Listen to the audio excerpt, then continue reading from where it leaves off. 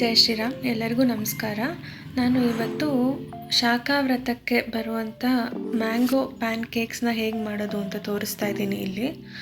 ನಾನಿಲ್ಲಿ 1 ಕಪ್ ಆಗುವಷ್ಟು ಮೈದಾ ಹಾಗೆ 1.5 ಕಪ್ ಆಗುವಷ್ಟು ಗೋಧಿ ಹಿಟ್ಟನ್ನು ತೊಗೊಂಡಿದ್ದೀನಿ. ಅದ್ರ ಜೊತೆಗೆ ಒಂದು ಅರ್ಧ ಚಮಚದಷ್ಟು ಬೇಕಿಂಗ್ ಪೌಡರು.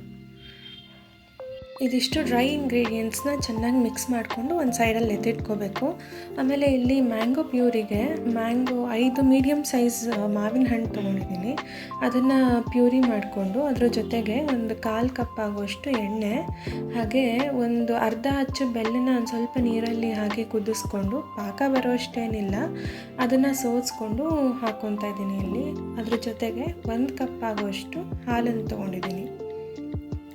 ಎಲ್ಲ ಚೆನ್ನಾಗಿ ಗಂಟಿಲ್ಲದೆ ರೀತಿ ಮಿಕ್ಸ್ ಮಾಡಿಕೊಂಡು ಒಂದು 5 ನಿಮಿಷ ಈ ಥರ ಬೀಟ್ ಮಾಡಬೇಕು.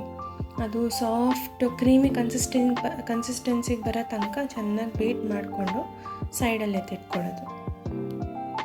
ಈಗ ಒಂದು ದೊಡ್ಡ ಮಿಕ್ಸಿಂಗ್ ಬೌಲಲ್ಲಿ ಬೀಟ್ ಮಾಡಿ ಇಟ್ಕೊಂಡಿದ್ವಲ್ಲ ಅದನ್ನು, ಆಮೇಲೆ ಡ್ರೈ ಇಂಗ್ರೀಡಿಯೆಂಟ್ಸ್ನ ಮಿಕ್ಸ್ ಮಾಡಿ ಇಟ್ಕೊಂಡಿದ್ವಲ್ಲ ಅದನ್ನು ಜೊತೆಗೆ ಸೇರಿಸಿ ಚೆನ್ನಾಗಿ ಮಿಕ್ಸ್ ಮಾಡ್ಕೋಬೇಕು.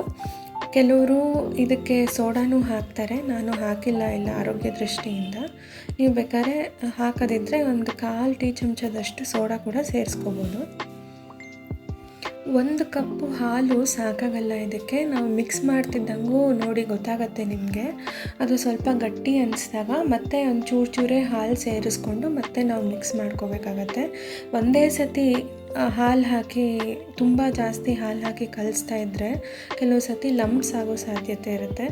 ಅದಕ್ಕೆ ಚೂರೇ ಹಾಕ್ಕೊಂಡು ಹಾಲನ್ನು ಮತ್ತೆ ಮಿಕ್ಸ್ ಮಾಡ್ಕೋಬೇಕು. ನೋಡಿ, ಇಲ್ಲಿ ತುಂಬ ಗಟ್ಟಿ ಅನ್ನಿಸ್ತು ನನಗೆ. ಇನ್ನು 1 ಕಪ್ಪು ಹಾಲು ಸೇರಿಸಿ ಅದನ್ನು ಚೆನ್ನಾಗಿ ಮಿಕ್ಸ್ ಮಾಡ್ಕೊತಾ ಇದ್ದೀನಿ. ನನಗೆ ಇದು ಟೋಟಲ್ಲಾಗಿ ಒಂದು 2.5 ಕಪ್ಪಷ್ಟು ಹಾಲು ಹಿಡಿಸಿದೆ ಇದು ಇಷ್ಟು ಮಿಕ್ಸ್ ಮಾಡೋಕ್ಕೆ, ಸ್ಮೂತ್ ಬ್ಯಾಟರ್ ಆಗೋಕ್ಕೆ. ಇದನ್ನೆಲ್ಲ ಚೆನ್ನಾಗಿ ಮಿಕ್ಸ್ ಮಾಡ್ಕೊಂಡ ತಕ್ಷಣ ಒಂದು 15 ಮಿನಿಟ್ಸ್ ಸೈಡಲ್ಲಿ ಇಡಬೇಕು. ಅಷ್ಟೊತ್ತಿಗೆ ಎಲ್ಲ ಸೆಟ್ಟಾಗಿ ರೆಡಿಯಾಗಿರುತ್ತೆ. ಆಮೇಲೆ ನಾವು ಯಾವ ಪ್ಯಾನಲ್ಲಿ ಪ್ಯಾನ್ ಕೇಕ್ಸ್ ಮಾಡ್ತೀವೋ ಆ ಪ್ಯಾನ್ಗೆ ಒಂದು 1/4 ಚಮಚದಷ್ಟು ತುಪ್ಪ ಅಥವಾ ಎಣ್ಣೆನ ಸವರ್ಕೊಂಡು ಪ್ಯಾನ್ ಕೇಕ್ ಬ್ಯಾಟರ್ನ ಹಾಕ್ಕೊಂಡು ಈ ಥರ ಸ್ಲೋ ಉರಿಯಲ್ಲೇ ಕಾಯಿಸ್ಬೇಕು. ಇದನ್ನು ಒಂಚೂರು ಉರಿ ಜಾಸ್ತಿ ಆದರೂ ಇದು ತುಂಬ ಬೇಗ ಸೀದೋಗುತ್ತೆ, ಹಾಗೆ ಒಳಗಡೆ ಎಲ್ಲ ಹಸಿ ಇರುತ್ತೆ. ಆದ್ದರಿಂದ ಸಿಮ್ಮಲ್ಲೇ ಇಟ್ಕೊಂಡು ಕಾಯಿಸ್ಬೇಕು. ಒಂದು 30 ಸೆಕೆಂಡ್ಸ್ ಆಗೋಷ್ಟು ಮುಚ್ಚಿಟ್ಬಿಡ್ಬೇಕು ಒಂದು ಮುಚ್ಚಳನ. ಆಮೇಲೆ ನೀವು ನೋಡ್ಬೋದು ಈ ಥರ ಗುಳ್ಳೆ ಬರುತ್ತೆ ಮೇಲ್ಗಡೆ. ಅದು ಕಾಣಿಸಾದ್ಮೇಲೆ ನೀವು ತಿರುವು ಹಾಕ್ಕೋಬೇಕು. ತಿರುವು ಹಾಕ್ಕೊಂಡು ಇನ್ನೊಂದು ಕಡೆನೂ ಅದೇ ಒಂದು 30 ಸೆಕೆಂಡ್ಸಿಂದ 1 ಮಿನಿಟ್ವರೆಗೂ ಸ್ಲೋ ಆಗಿ ಕುಕ್ ಆಗಬೇಕು. ಇದು ಸ್ಲೋ ಆಗಿ ಕುಕ್ ಆದಾಗ ನೀಟಾಗಿ ಸಾಫ್ಟಾಗಿ ತುಂಬ ಚೆನ್ನಾಗಿ ಬರುತ್ತೆ ಇದು ಪ್ಯಾನ್ ಕೇಕ್ಸು. ನಾನು ಇಲ್ಲಿ ಮಾವಿನ ಹಣ್ಣು ತುಂಬ ಸಿಹಿ ಇರೋದ್ರಿಂದ ನಾನು ಒಂದು ಅರ್ಧ ಆಗುವಷ್ಟೇ ಬೆಲ್ಲ ಹಾಕ್ಕೊಂಡಿರೋದು. ನೀವು ಟೇಸ್ಟ್ಗೆ ಅಕಾರ್ಡಿಂಗ್ ನೀವು ಹೆಚ್ಚು ಕಮ್ಮಿ ಮಾಡ್ಕೋಬೋದು. ಇದನ್ನು ನೀವು ಹಾಗೆ ಕಾಯಿಸ್ಕೋಬೋದು. ನಾನು ಇಲ್ಲಿ ಒಂದು ಅರ್ಧ ಚಮಚ ಆಗುವಷ್ಟು ತುಪ್ಪ ಹಾಕ್ತಾಯಿದ್ದೀನಿ. ಥರ ಫ್ಲೇವರ್ ಎನ್ಹ್ಯಾನ್ಸ್ ಆದಂಗೆ ಆಗುತ್ತೆ ಸ್ವಲ್ಪ ತುಪ್ಪ ಸೇರಿಸಿದಾಗ. ನೀವು ಬೆಲ್ಲನ ಹಾಕ್ಕೊಂಡ್ರೆ ಈ ಕಲರ್ ಬರುತ್ತೆ. ಈ ಕಲರ್ ಬೇಡ, ನಮಗೆ ಪ್ಲೈನ್ ವೈಟ್ ಸೈಡಲ್ಲಿ ಬೇಕು ಅಂದರೆ ನೀವು ಸಕ್ಕರೆನೂ ಹಾಕೋಬೋದು. ಇದಕ್ಕೆ ಸಕ್ಕರೆ ನಿಮ್ಮ ಟೇಸ್ಟಿಗೆ ಅನುಸಾರ ನಿಮಗೆ ಎಷ್ಟು ಹೆಚ್ಚು ಸ್ವೀಟ್ನೆಸ್ ಬೇಕೋ ಅಥವಾ ಎಷ್ಟು ಕಮ್ಮಿ ಬೇಕೋ ಅದಕ್ಕೆ ತಕ್ಕಂಗೆ ನೀವು ಸಕ್ಕರೆನ ಹಾಕೋಬೋದು ಬೆಲ್ಲದ ಬದಲು.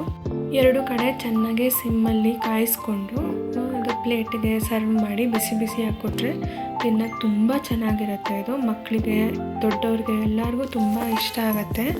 ನೀವು ಒಂದು ಸತಿ ಟ್ರೈ ಮಾಡಿ. ನೀವು ಒಮ್ಮೆ ಮಾಡಿ ನನಗೆ ಹೇಗಾಗಿತ್ತು ಅಂತ ಖಂಡಿತ ತಿಳಿಸಿ. ಇಲ್ಲಿ ನಾನು ಡೆಕೋರೇಟಿವ್ ಪರ್ಪಸ್ಸಿಗೋಸ್ಕರ ಮಾವಿನ ಹಣ್ಣನ್ನ ಸ್ವಲ್ಪ ಚಿಕ್ಕದಾಗಿ ಕಟ್ ಮಾಡಿ ಇಟ್ಕೊಂಡಿದ್ದೆ, ಅದನ್ನು ಇಡ್ತಾಯಿದ್ದೀನಿ ಅಷ್ಟೇ.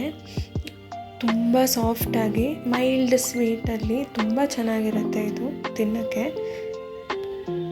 ನಮ್ಮನೇಲಂತೂ ತುಂಬ ಇಷ್ಟ ಆಯಿತು ಇದು ಎಲ್ಲರಿಗೂ. ತುಂಬ ಡಿಫ್ರೆಂಟಾಗಿ ಚೆನ್ನಾಗಿರುತ್ತೆ. ಟ್ರೈ ಮಾಡಿ.